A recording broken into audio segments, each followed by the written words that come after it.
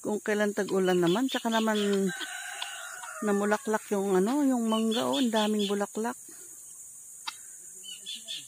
Tapos ito agsarsaringit, umuusbong. Yung kabilang mangga rin, ang dami ring bulaklak. Sana hindi muna uulan ng 1 month para makalabas yung kanilang bunga, matutuloy yung kanilang pagbubunga.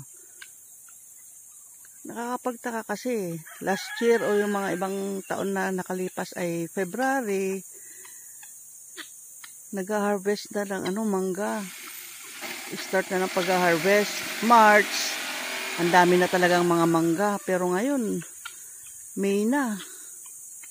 Ngayon pa lang magbubulaklak, oh. Kahit dito, oh, marami ring bulaklak. Ngayon ang panahon ng pamumulaklak nila.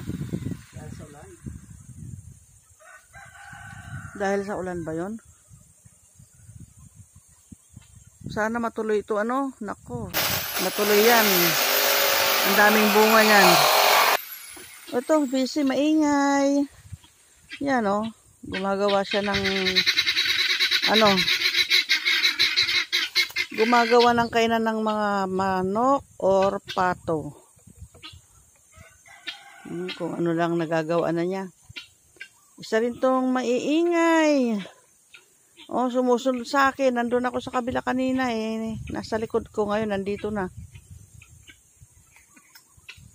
Marami na silang makakain ngayon kasi tumubo na yung mga damo. Sila na lang ang magsasawa ngayon. Yung mga pato lang ni Jane, yun lang ang hindi ko alam kung pakakawalan o hindi. Ito, maraming mga damo na. Pakakawalan na ba yung pato nila?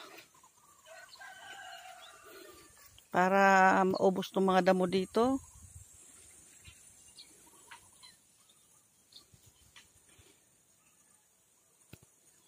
Ilang araw kasi na umuulan. Siguro mga 6 days. 6 days na sunod-sunod na tuwing hapon, tuwing gabi umuulan. Ay, may nakita akong bahay doon. Ay, yung pala yung pinupukpok nila. Naririnig kong nagpupukpok doon. Gumagawa ng ba kaya yun? Kamarin o bahay. Bakit doon naman? Sa may tabi ng sa may tabi ng ilog, waig. Baka kamarin lang yun. Oh, yan. Walang mga tanim na mga tabako na. Ibig sabihin, pag uulan ng uulan pa, palay nang itatanim dyan.